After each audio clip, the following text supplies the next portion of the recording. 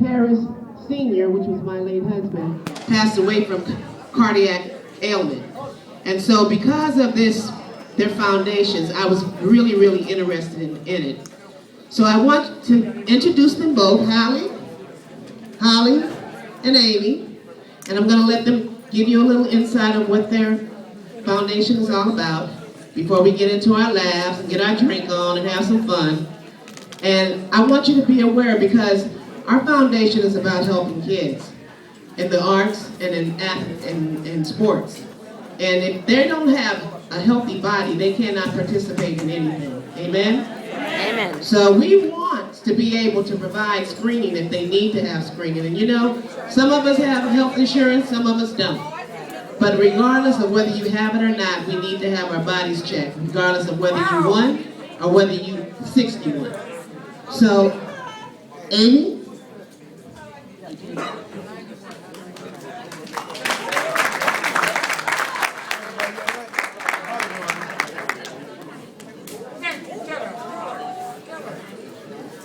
I need to read some notes. I'm not as bad but I'm working on it. Thank you very much. It's an honor to be here this evening to celebrate Robin's life.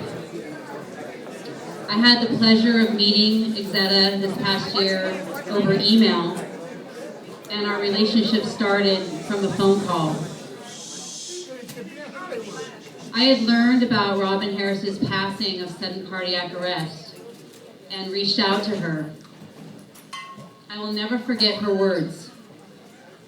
I explained to her that I was reaching out to gain awareness for sudden cardiac arrest by forming a community of comedians, musicians, athletes, and actors to help raise awareness for the #1 killer in the United States. When she answered the phone, she said, "This is divine order." She had been thinking about the same thing to add to this night for Robin Harris. Exetta immediately joined the Gable Heartbeats Foundation, along with American Idol winner Lee DeWeiss, Hank Gather's family, NBA player Bo Kimball, Holly Morrell from Heartfelt Cardiac Projects, and Pete Moore from The Miracles. I started Gable Heartbeats Foundation in honor of my dear friend Michael Gable. He passed away, just like Robin, at a very young age of 38.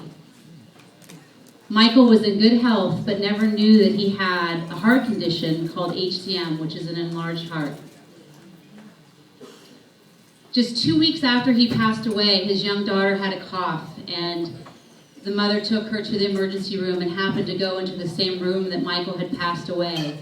And they were going to send her home and have her monitor her breathing.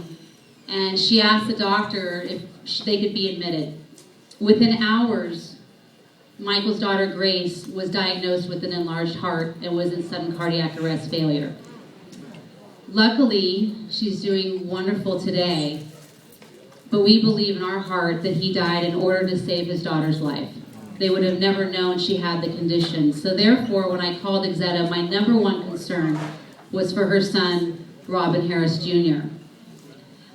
And luckily, he is in good health. Amen. Amen.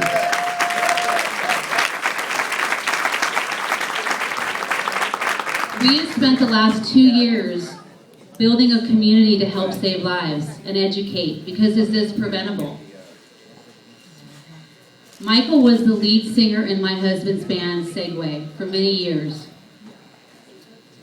They released a new album called One Race Human to help build awareness for sudden cardiac arrest and heart disease. The story of One Race Human comes from Michael growing up in a small town, Monroe, Washington, where he'd come home. He was African American and Mexican and Irish, and they'd say to him, "What are you at school?" And his mom said, "Tell him you're human." And he wore a shirt, One Race Human, like it was his skin. Every time he performed, he had that shirt on. And we got the rights to that shirt and made it the album cover. Robin and Michael were both amazing performers with a magnetic style that captured the audience. By educating and raising awareness, we can keep their spirits alive. Together, we can keep the laughter and the beat going. Thank you, Exeta, for this opportunity to be here and speak at this annual event. It is truly surreal, and I'm grateful.